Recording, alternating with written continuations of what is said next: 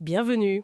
Aujourd'hui, on va faire une exploration un peu spécifique sur les services de plomberie d'urgence à Genève. Oui, et on va se concentrer sur un cas très précis, la réparation des fuites sur les vannes d'eau principales. Exactement. On s'appuie sur les infos qu'on trouve sur le site de l'entreprise Hugo Dubois.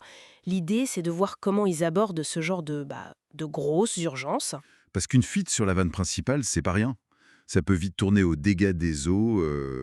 Oui, et puis la facture d'eau qui explose, la pression qui chute. Bref, c'est vraiment le genre de truc qu'il faut régler tout de suite. Absolument. C'est une urgence critique. Alors, voyons un peu ce qu'ils mettent en avant sur leur site pour gérer ça. Ben, le point central, c'est que cette vanne, elle contrôle tout, hein.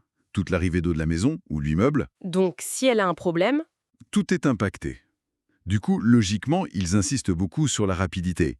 Ils parlent d'une intervention en 30 minutes en moyenne à Genève. ah oui, 30 minutes, c'est très rapide.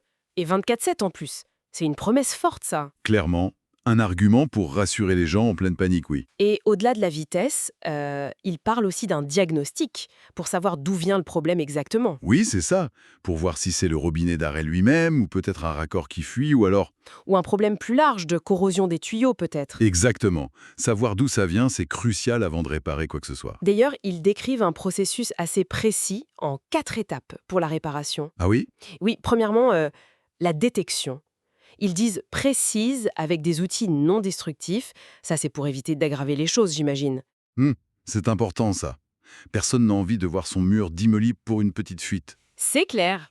Ensuite, étape 2, la mise en sécurité. En gros, couper l'eau pour stopper la fuite. La priorité absolue. Logique. Et après? Après, démontage et remplacement, si besoin, de la vanne elle-même. Et enfin, la quatrième étape, c'est la remise en eau. Ils disent contrôler avec vérification de l'étanchéité. D'accord. Ça a l'air structuré comme approche. Ça donne une impression de sérieux, de maîtrise. Oui, ça vise sans doute à rassurer le client qui est souvent un peu perdu dans ces moments-là. Tout à fait. Et pour renforcer cette image de fiabilité, ils mettent en avant leur expérience, plus de 15 ans, et une note de satisfaction client. Ah oui, j'ai vu ça, 4,3 sur 5 sur plus de 500 avis, c'est pas mal. C'est un indicateur, en tout cas, un signal de confiance dans un secteur où, bon, la réputation, c'est essentiel, surtout pour les urgences. Et il couvre quoi comme zone et type de bâtiment? Apparemment, c'est assez large. Logement collectif, maison individuelle, du neuf, de l'ancien. Et il liste pas mal de quartiers à Genève. Petit Saconnex, Plaine Palais, Eaux-Vives, Champel. Ok, donc une couverture assez étendue. Ils font aussi d'autres choses, j'ai vu. Recherche de fuites cachées, débouchage. Oui, ça montre une expertise plus globale en plomberie, pas juste les urgences de vanne. Localisation de fuite, réparation de canalisation, débouchage et même des installations sanitaires complètes. D'accord. Et sur le plan pratique pour le client, un point important souvent, c'est le devis. Ah, ça, il le mentionne. Devis gratuit et sans engagement. C'est un classique, mais c'est toujours bon à préciser.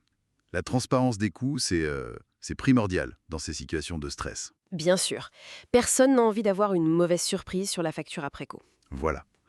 Leur démarche annoncée, c'est diagnostic rapide, devis transparent, plombier qualifié, réparation garantie et même des conseils d'entretien.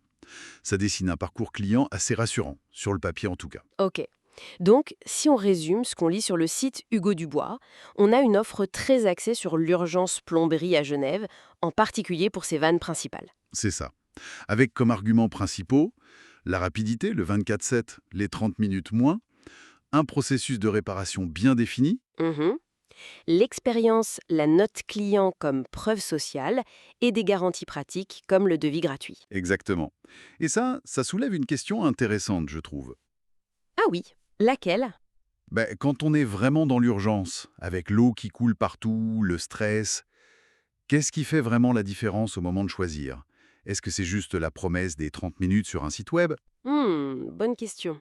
Ou est-ce que c'est autre chose? Peut-être la façon dont on nous répond au téléphone, une recommandation d'un voisin, ou simplement le sentiment que le technicien qui explique le problème, qu'il sait de quoi il parle et qu'il est honnête. C'est vrai. Au-delà du marketing et des garanties affichées, il y a sans doute des facteurs plus humains, plus subjectifs, qui jouent un rôle énorme dans ce choix critique. Voilà, une réflexion à garder en tête pour quiconque se retrouverait malheureusement dans cette situation un jour.